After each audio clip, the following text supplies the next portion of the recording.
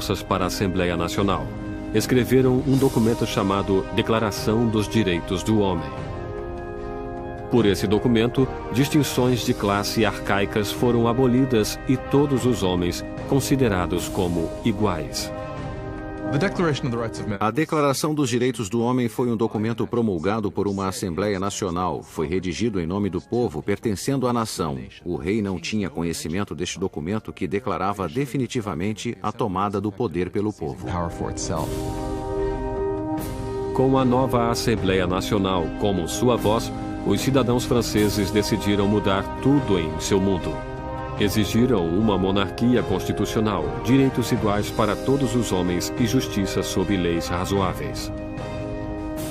Para que a revolução tivesse uma voz mais forte, Robespierre exigiu o aumento da liberdade para a imprensa e amordaçou o antigo regime. O resultado da imprensa livre foi a publicação de L'Ami du Peuple, o Amigo do Povo. Um jornal violento, cheio de ódio e provocações, criado por um ex-médico Jean-Paul Marat. Depois de uma série de profissões sem sucesso, Marat vivia na pobreza, abrigando-se durante um período nos esgotos de Paris. Foi lá que contraiu uma dolorosa doença de pele que agora obrigava-o a viver confinado durante longos períodos em um banho medicinal. Um Marat amargo e falido encontra na Revolução um canal perfeito para seu veneno. Jean-Paul Marat foi somente um desses descontentes profissionais para os quais, infelizmente, as revoluções oferecem abrigo. Marat despejou toda a sua bile, todo o seu ressentimento e colocou-o em um jornal que tornou-se um verdadeiro sucesso, o Amigo do Povo. Marat era um homem possuído por um ódio extraordinário. É só ler as páginas de seu jornal, O Amigo do Povo, para ver isso. Em todos os assuntos demonstra uma mentalidade completamente paranoica, vê complôs por toda parte, todos estariam planejando contra a revolução. E a resposta é muito simples para ele. A resposta é sangue, a resposta são cabeças. Marat odeia as extravagâncias praticadas pela monarquia enquanto a pobreza devasta a França e precisa somente do menor rumor para arrasar com o rei e a rainha em seu jornal. No dia 2 de outubro de 1789, seu ódio chegou ao auge. Soube-se em Paris que o rei dera uma festa em Versalhes, que a realeza decadente atirou a nova bandeira tricolor ao chão, símbolo da revolução, pisoteando-a.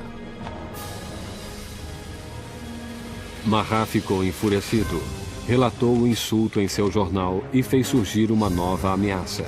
O rei novamente ordenou que as tropas entrassem em posição em torno de Paris. Com a queda da Bastilha ainda vibrando nas mentes das pessoas, Marat exige freneticamente que hajam. Povo de Paris, está na hora de abrir os olhos. Sacudam seu torpor. Acordem. Mais uma vez, acordem! 5 de outubro. O dia amanheceu com a agitação furiosa dos sinos. Mulheres reunidas perto da prefeitura protestam contra a diminuição do pão. E agora o medo da aproximação das tropas reais se mistura ao ódio pela notícia da festa ofensiva que circulava entre o povo. Logo, milhares marchavam para Versalhes, com lanças e armas nas mãos. As mulheres iriam queixar-se ao rei. O centro da multidão era formado pelas famosas peixeiras, as destemidas mulheres dos mercados centrais, conhecidas por sua constituição forte e por sua coragem. Estavam equipadas com facas de escamar peixe, eram muito musculosas porque carregavam caixotes. Ninguém gostava de enfrentar essas mulheres. Eram mulheres dos bairros pobres que eram mais afetadas pelo aumento do preço do pão, da escassez de produtos que subitamente começavam a perceber que precisavam agir. É extraordinário que essas mulheres comuns, a maioria nem sabendo escrever seu nome, de repente agissem como protagonistas de um processo histórico.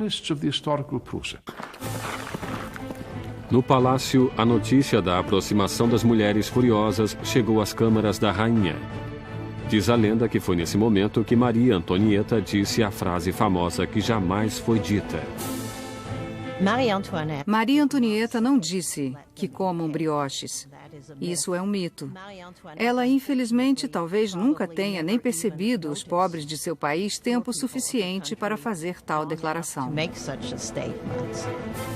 Quando as mulheres reuniram-se fora dos portões, Luís compreendeu que a revolução não poderia mais ser ignorada. Estava sendo levada à porta de seu palácio. Concorda então em assinar a Declaração dos Direitos do Homem e a multidão continuou a crescer durante a noite. Pela manhã, 20.000 pessoas acampavam-se diante do Palácio Real. Para encerrar os séculos de distância entre o rei e seus súditos, a massa irada exige que o rei e a rainha mudem-se para Paris. Indeciso, como sempre, Luís hesita em responder. Sua hesitação provocaria a fúria na multidão e colocaria as vidas da família real em sério perigo. Quando não recebem resposta ao seu pedido, deram a entender que massacrariam a rainha. Uma onda de mulheres furiosas invadiu o palácio, gritando pelo sangue da rainha. Massacraram guardas, decapitando-os e enfiando lanças em suas cabeças. Eram como espíritos gritando pelo palácio. Quero as entranhas dela, quero sua cabeça, quero uma perna, quero um braço. Penso que ficaram tão frenéticas que, se a tivessem encontrado, possivelmente a cortariam em pedaços.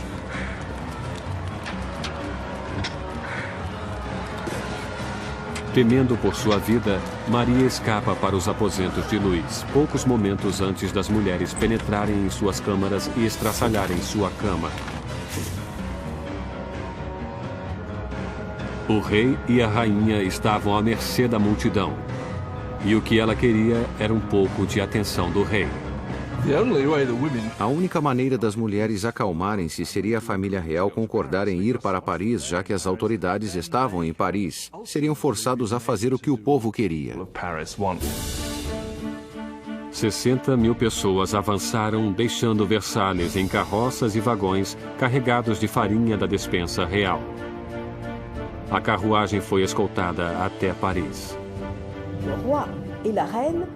O rei e a rainha foram forçados a ir para Paris junto com as cabeças de seus guardas, que foram massacrados no palácio.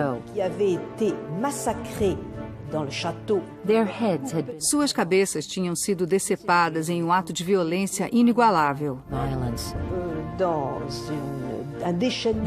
As cabeças todas maquiadas desfilavam na frente da carruagem dos reis que as seguiam.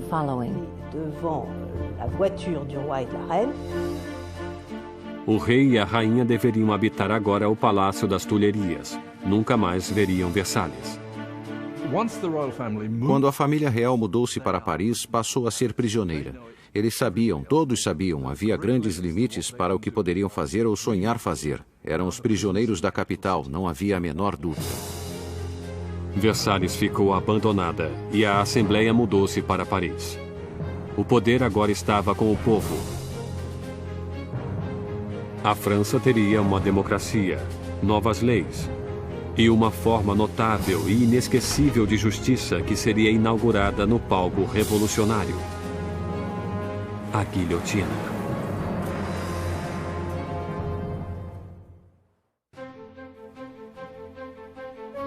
Maio de 1791, quase 2 anos depois que a família real e a Assembleia Nacional mudaram-se para Paris. Robespierre dominava a Assembleia e o Clube Jacobino, uma sociedade de debates formada em um monastério jacobino, onde reuniam-se. Naquele momento, acreditava-se que o centro da Revolução e Robespierre falavam com a força da moral. Seu verdadeiro norte era sempre o povo. Logo recebeu o apelido de O Incorruptível. A França agora era uma monarquia constitucional. O rei foi obrigado a dividir o poder com os revolucionários na Assembleia, mas a parte de Luís diminuía dia a dia, enquanto era obrigado a assinar lei após lei diminuindo sua própria autoridade, além de outra do regime feudal, a da Igreja Católica. Luís decidiu que chegara a hora de fugir da nova república e montar uma campanha para reclamar seu reinado. Luís decidiu em 1791 que precisava retomar o controle do país. e sabia que só poderia fazer isso com a ajuda de um exército estrangeiro. Teve então a ideia de fugir do Palácio das Tulherias e dirigir-se para a fronteira mais próxima. 21 de junho de 1791. O rei e a rainha, disfarçados como criados, fugiram do olhar ameaçador de Paris. Planejavam conquistar sua liberdade. Já passava da meia-noite quando a família real chegou à pequena cidade de Varennes, 160 quilômetros a leste de Paris. Estavam perto da fronteira da Áustria, a salvação estava próxima. Mas seu caminho para a liberdade não foi adiante.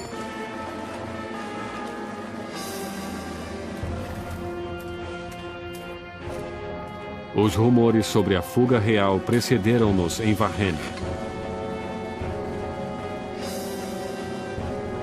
Um oficial da cidade parou a carruagem pedindo seus passaportes.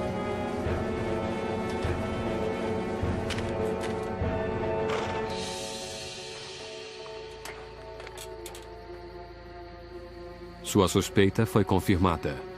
Era a assinatura do próprio rei. Ele ficou surpreso com a visão de seu rei. Mas a guarda revolucionária não demonstrou reverência pela realeza. O rei esperava que o povo o reconheceria e que haveria uma rebelião em seu favor. E, para seu horror e surpresa, não se deslumbravam ao reconhecê-lo. Viam-no como um fugitivo e imediatamente foi preso e levado a Paris.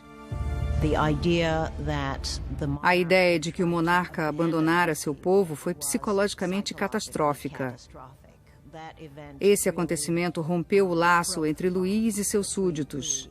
Agora tinham um rei que não era somente supérfluo. Tinham um rei que também era um traidor.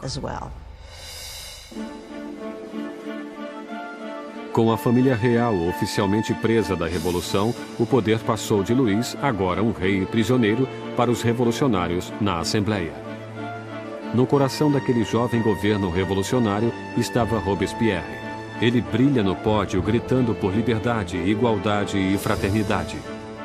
Exige o sufrágio universal e o final da escravidão nas Índias Ocidentais francesas e, mais pacialmente ainda, grita contra a pena de morte. Durante essa nova era do iluminismo, Robespierre desejava eliminar todos os remanescentes do passado primitivo e medieval. A Europa herdara um repertório macabro de todo tipo de execução vinda da Idade das Trevas. Arrastavam pelas ruas, esquartejavam, enforcavam, afogavam e queimavam em fogueiras. Sob o antigo regime havia uma escala de castigos terríveis e a decapitação era um castigo reservado para a nobreza, e uma das coisas que os revolucionários queriam desde o início era que todos fossem iguais na morte. Queriam simbolicamente que o mesmo castigo fosse aplicado em todos. Apesar da oposição de Robespierre, uma nova máquina de morte tomou o palco central de Paris. Seu inventor, Joseph Ignace Guillotin, criou um novo tipo de máquina que transformasse a antiga decapitação em um ato mais humano. O Dr. Guillotin descreve sua nova invenção para a Assembleia. O mecanismo cai como um raio. A cabeça separa-se do corpo, o sangue jorra e o homem está morto. Sendo um apreciador do derramamento de sangue, o jornalista Marat anuncia entusiasticamente o novo invento, dando-lhe o nome de guilhotina, que logo seria conhecida por outro nome, a navalha nacional. Os revolucionários franceses acreditavam em valores humanos. Acreditavam não ser necessário causar sofrimento desnecessário. E o que gostaram sobre a guilhotina era sua rapidez, eficiência. E até onde se sabe, já que ninguém voltou para dizer, era indolor. A guilhotina silenciou os inimigos internos da Revolução. Qualquer um que fosse suspeito de tramar a volta de Luís ao trono. Mas eram os inimigos que rodeavam a França que mais preocupavam a Assembleia. Havia um temor de que membros da família real que fugiram para a Áustria lançassem uma contra-revolução. A Assembleia convoca um ataque preventivo, uma declaração de guerra contra a Áustria. Mas Robespierre era contra. Robespierre é uma das poucas vozes que opunha-se à guerra, pois pensa que o inimigo venceria. Robespierre tem medo do país não estar pronto. Não tem um exército capaz de derrotar o inimigo. Portanto, esse inimigo poderia surgir e destruir a revolução. Robespierre perde o debate. Em abril de 1792, a Assembleia declara guerra à Áustria contra um país governado pela própria família de Maria Antonieta. Cresce o furor nacionalista. Se a Áustria derrotasse o exército da Revolução, Luís poderia voltar ao poder. E Maria seria suspeita de traição por se corresponder com sua família na Áustria, abandonando sua fidelidade à francesa com o movimento de uma caneta. Enquanto isso, o rei e a rainha fingem ter aderido à revolução. Luís e Maria Antonieta fazem um jogo duplo, muitas vezes parecem concordar com a revolução, ao mesmo tempo conspiravam contra ela. Estavam tentando sobreviver. Se quisermos ser generosos, eles eram sobreviventes, mas se quisermos olhar do ponto de vista revolucionário, estavam mentindo. Com as grandes perdas sofridas pelo exército francês na fronteira, chega a notícia de que a Prússia, aliada da Áustria, juntara-se à invasão.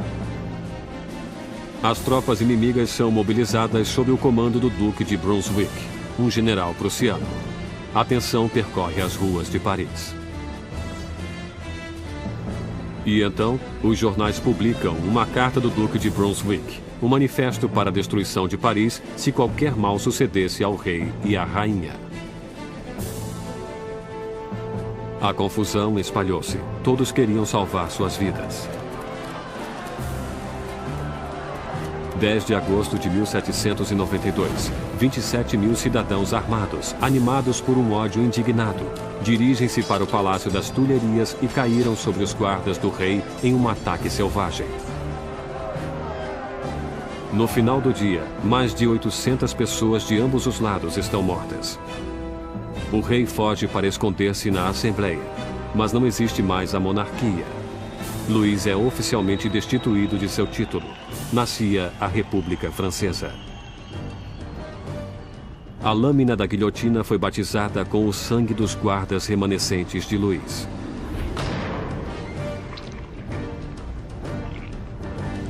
E Robespierre, que fora um sério oponente à pena de morte, mudou de ideia. O nascimento de uma nova república só poderia começar com a morte de um rei.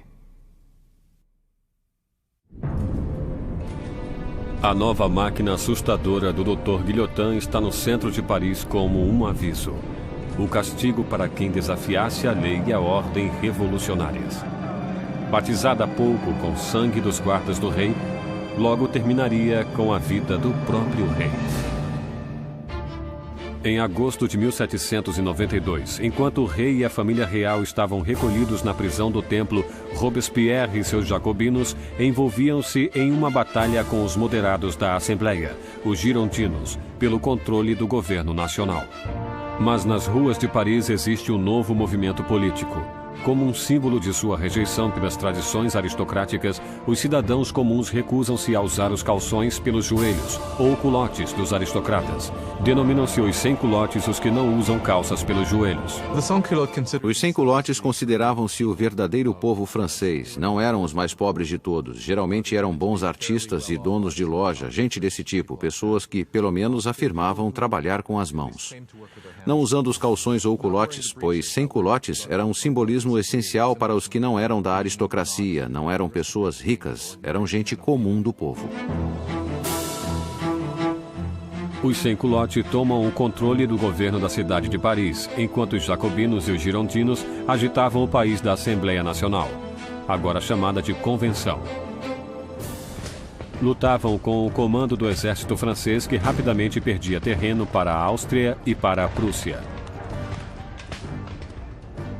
Enquanto lutava contra os inimigos na fronteira, o governo revolucionário castigava os inimigos do interior, traidores da realeza, que poderiam entregar Paris nas mãos dos invasores. Mais de 1000 pessoas foram presas e apinhavam a prisão: padres, jornalistas, homens e mulheres comuns. Robespierre concentrava-se na crise interna. Mas seu amigo, o ministro da Justiça, Georges Danton, atiçava jovens e velhos a juntar-se à guerra na fronteira. É gregário e barulhento, tudo o que Robespierre não era. Logo, o nome de Danton era ouvido por toda Paris. Danton era um personagem maior do que o mundo, homem cheio de vida, cheio de animação, um tremendo bebedor, bagunceiro, que julgava pertencer às altas classes ou às classes educadas. Era um homem que, diferentemente de Robespierre, podia identificar-se com os trabalhadores de uma forma que Robespierre não conseguiria. Finalmente, a retórica agitada de Danton mobiliza as pessoas, inspirando muitos a partir para a linha de frente. Existe um momento famoso em que os exércitos austríacos e prussianos estavam invadindo e ele levantou-se na frente do povo de Paris e gritou: coragem, muita coragem, para sempre com a coragem. E ele realmente conseguia liderar o povo contra os invasores. Foi um momento extraordinário. Com tantos homens úteis partindo para a frente de batalha, deixando Paris sem defesa, as prisões estavam cheias de prisioneiros políticos. Uma nova onda de medo invadia a cidade. Conter a massa crescente de prisioneiros poderia tornar-se impossível. Marat incitou um chamado sangrento aos revolucionários para entrarem na prisão e matarem todos os prisioneiros. Os exércitos estrangeiros avançavam para Paris. Se tivessem se unido em Paris com aqueles amargos inimigos da Revolução nas prisões, claro que os resultados teriam sido terríveis também para o povo.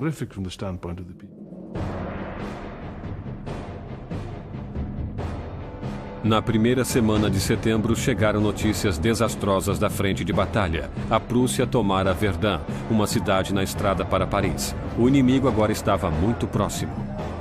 O medo, tomando conta de Paris, explodiu. Os sans-culottes invadiram as prisões e atacaram ferozmente os prisioneiros. Nenhum traidor permaneceu vivo.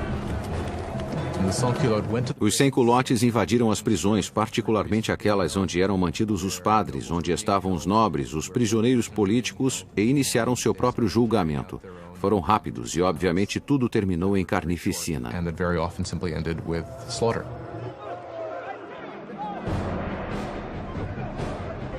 Mulheres eram estupradas brutalmente, padres eram destripados, aristocratas cortados em pedaços. Há uma estimativa de que mais de 1.600 pessoas foram mortas em questão de dias. Quando a notícia do massacre de setembro espalhou-se pela Europa, os inimigos da Revolução estavam a salvo.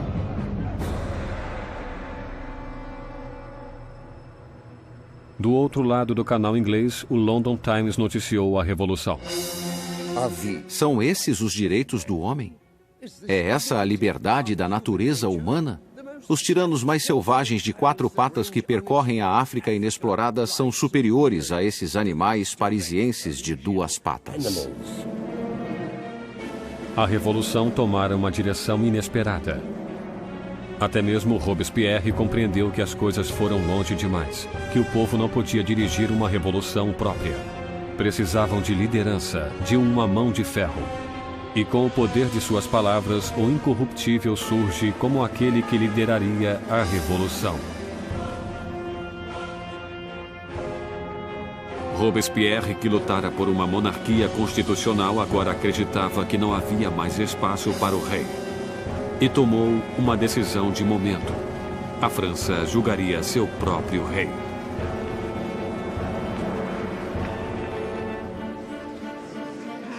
Após a conclusão do veredito, a única questão era a sua única punição. Os moderados girondinos pediam que sua vida fosse poupada, deixando-os isolados na convenção.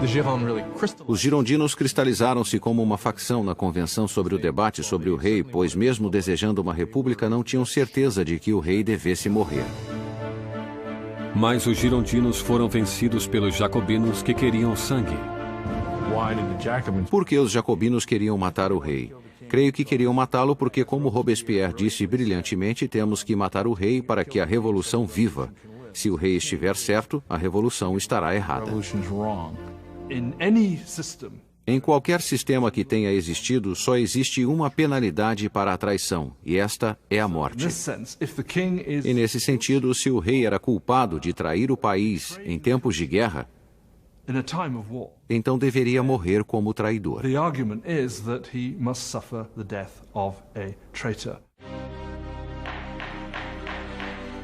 No dia 20 de janeiro de 1793, Luís XVI foi declarado culpado. A sentença foi lida. O rei deve morrer.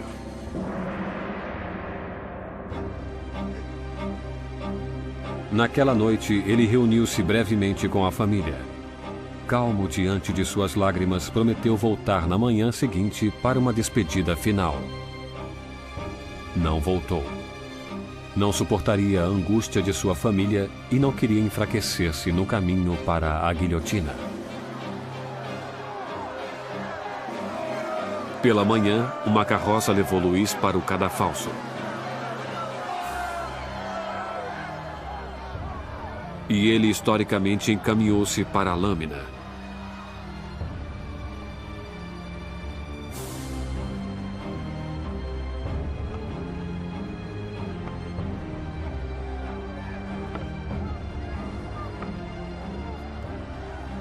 Tentou dizer algumas palavras.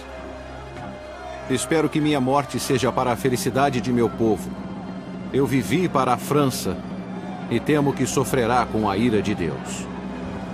Mas os guardas abafaram sua voz com os tambores.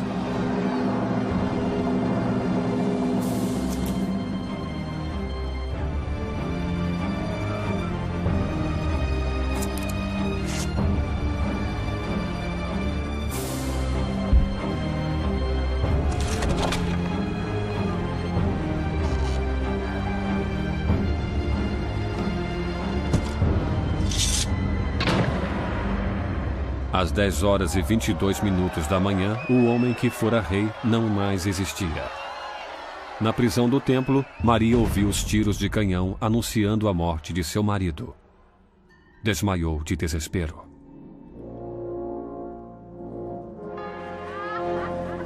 O sangue do rei foi derramado. Os revolucionários eram vitoriosos. Mas os inimigos da revolução logo clamariam uma vitória própria. Seu alvo? O homem que queria ver tantas cabeças rolarem. Jean-Paul Marat.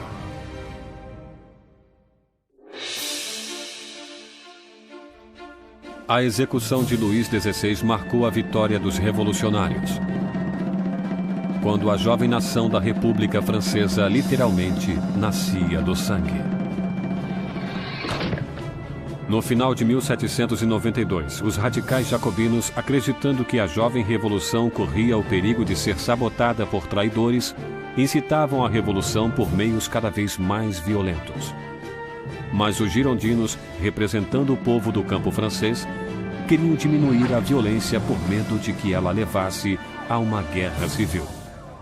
Seu maior opositor, Jean-Paul Marat, ataca os girondinos com tiradas cada vez mais furiosas em seu jornal, dando nomes aos que acreditava estar planejando contra a revolução. Marat, que já pedira a execução de 200 pessoas, agora queria 200.000 cabeças. Quando olhamos para o jornalismo de Marat, vemos que ele tem um princípio básico que é ser mais extremista do que qualquer outro e pedindo a morte de pessoas. Em seu jornal, sempre dizia, se ao menos decepasse algumas cabeças, nada aconteceria. E quando as coisas não iam bem, se cortasse mais cabeças, então ficariam bem. Subitamente, o povo de Paris começou a massacrar o povo, e Marat é o primeiro a levar o crédito por isso. Mas o movimento radical não foi aceito em toda parte. O povo de fora de Paris estava furioso com a tremenda brutalidade dos jacobinos e pediram o fim do derramamento de sangue. E a mensagem chega à encantadora Charlotte Corday, uma jovem inteligente e determinada do interior. Charlotte Corday era uma pessoa comum da cidade de Caen. Ficou perturbada com a matança que acontecia e considerou, talvez com razão, que Marat era um dos principais responsáveis por aquilo. Ele fora um instrumento do lado radical da revolução. Era conhecido por pedir cabeças. No dia 13 de julho de 1793, Charlotte Corday chegou a Paris. Sabia que o amigo do povo mantinha uma política de portas abertas em sua casa, onde podia ser encontrado a qualquer hora em seus banhos medicinais. Corday usou o pretexto de que tinha uma lista de traidores, pessoas que queriam terminar com a revolução.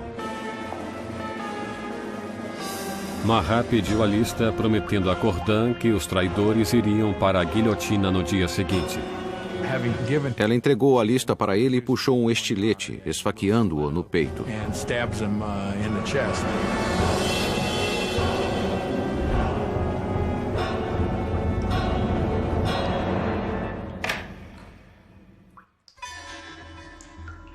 O chamado amigo do povo morreu rapidamente.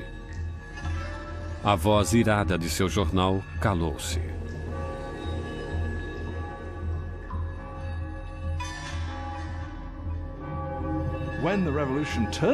Durante o caos da Revolução, a culpa era sua, mas isso é o que seus inimigos e os que o temiam diziam. E por esse motivo, entre outros, Charlotte Corday o assassina em 1793.